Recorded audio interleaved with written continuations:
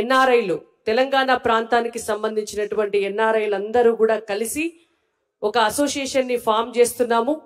మీరంతా గతంలో ఆటా కార్యక్రమం నిర్వహించినప్పుడు, నాటా కార్యక్రమం నిర్వహించినప్పుడు, తానా నిర్వహించినప్పుడు మీరంతా అక్కడికి వచ్చేవాళ్ళు.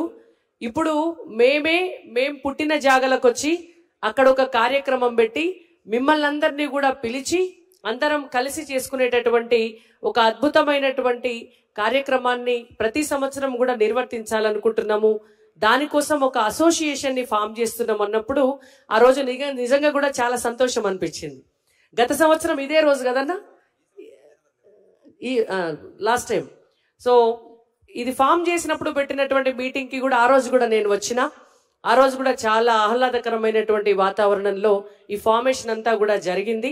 అప్పటి నుంచి ఇప్పటిదాకా కూడా దాదాపు ఈ సంవత్సర కాలంలో చాలా రకాలైనటువంటి సేవా కార్యక్రమాలు చేయాలనేటువంటి ఉద్దేశంతో ఈ తెలంగాణలో పుట్టి తెలంగాణ బిడ్డలుగా ఇక్కడ చదువుకొని ఈ నేల మీద పెరిగి ఈ గాలి పీల్చి విదేశాలకు వెళ్ళి అక్కడ ఎదిగి డబ్బు సంపాదించి హోదాను సంపాదించి మళ్ళీ మన దేశానికి ఏమిస్తున్నాము, మన ప్రాంతానికి ఏమిస్తున్నాము అనే విషయంలో ఇక్కడున్న మా అందరికంటే కూడా ఎక్కువ అక్కడున్న మీరంతా కూడా ఆలోచన చేసి ఇవాళ గ్లోబల్ తెలంగాణ అసోసియేషన్ ద్వారా చాలా టీమ్స్ ని రంగంలోకి దింపి ఒక సోషల్ యాక్టివిటీస్, పిల్లలకు చదువు చెప్పేటటువంటి విషయంలో కావచ్చు, హెల్త్ ఇష్యూస్ ఎక్కడైనా కూడా ఎవరికైనా వైద్య సదుపాయాలు కావాలనుకునేటువంటి విషయంలో కావచ్చు, ఎంప్లాయ్మెంట్ విషయంలో కావచ్చు ముందుకొచ్చి చాలా ఎక్కువగా కూడా ముందుకొచ్చి చేస్తున్నటువంటి ఈ కార్యక్రమాలన్నీ కూడా ఒక కొలిక్కొస్తున్నాయి. డెఫినెట్ గా ఇవన్నీ కూడా గర్వించదగినవి.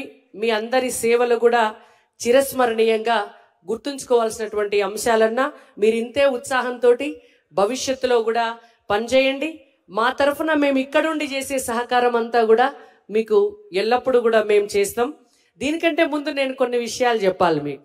నేను అమెరికాకు ఫస్ట్ టైం వెళ్ళింది 2012లో. 2012లో అమెరికాకి వెళ్ళక ముందు అమెరికా అంటే ఎట్లుంటుందో, అమెరికాలో ఏముంటుందో, ఫ్లైట్లకు వెళ్ళి దిగంగానే ఆడ మట్టి కనిపిస్తుందో ఇంకేం కనిపిస్తుందో అని రకరకాలుగా ఆలోచనలు ఉండే మైండ్లో.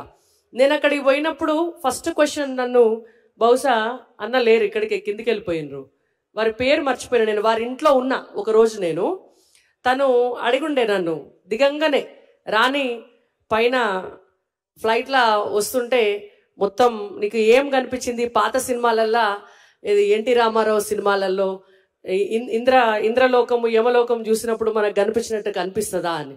ఇక్కడ మనం పోయేటప్పుడు అట్లా చూసిపోయినాం కావచ్చు, కానీ అక్కడికి పోయినాక నిజంగా కూడా నాకు చాలా సంతోషకరమైన విషయం ఏంటంటే, నాకు బాగా గుర్తు ఏ ఇంటికి పోయినా కూడా ఇండ్ల ముంగట ఉన్న కనకాంబరం చెట్లు, ఇండ్ల ముంగట ఉన్న గోరెంట చెట్లు, ఇండ్ల ముంగట ఉన్నటువంటి గుమ్మడి పాదులు, ఇండ్ల ముంగట ఉన్నటువంటి ముద్దబంతి పూలు, మన ఊళ్ళల్లా గింజలు దాసుకొని పోసి ఒక మొక్కల్ని పెంచితే ఎట్లాంటి మొక్కల్నైతే మనం ట్రెడిషనల్గా పెంచుకుంటామో ఆ కల్చర్ అంతా కూడా ఆ రోజు అమెరికాలో నేను చూసిన.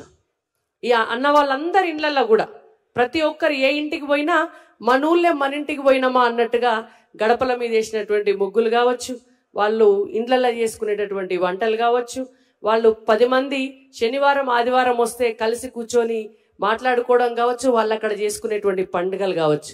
ఇక్కడుండి సాంప్రదాయాలను సంస్కృతిని బ్రతికించడం గొప్ప కాదు, ఎందుకంటే అవి మనం యాదృచ్ఛికంగా మన డైలీ లైఫ్లో చేసుకుంటూ వస్తాం. కానీ విదేశాలలో ఉండి కూడా మన సాంప్రదాయాలను మన సంస్కృతిని మీరంతా కూడా బతికిస్తున్నారు, ప్రపంచానికి పరిచయం చేస్తున్నారు.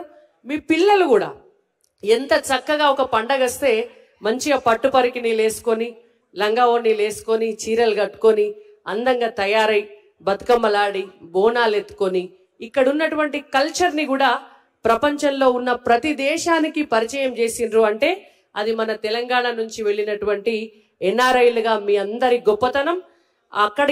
ఇక్కడి కల్చర్ని ఎట్లయితే తీసుకుపోయినరో అక్కడి నుంచి మళ్ళీ మీరు రివర్స్గా ఇక్కడ సేవ చేయాలనేటువంటి ఉద్దేశంతో ఒక అడుగు ముందుకేసి వచ్చిండ్రు. కాబట్టి తప్పకుండా మీ అందరితో పాటు మేమందరము ఉంటాం. మనందరము కలిసి ఇవాళ మీరు గ్లోబల్ తెలంగాణ అసోసియేషన్లో కలిసి అందరం భాగస్వాములమై తెలంగాణ అభివృద్ధిలో భాగస్వామ్యం తీసుకుందామన్నా. Thank you very much. First anniversary చేసుకుంటున్నందుకు మీ అందరికీ మళ్ళొకసారి శుభాకాంక్షలు.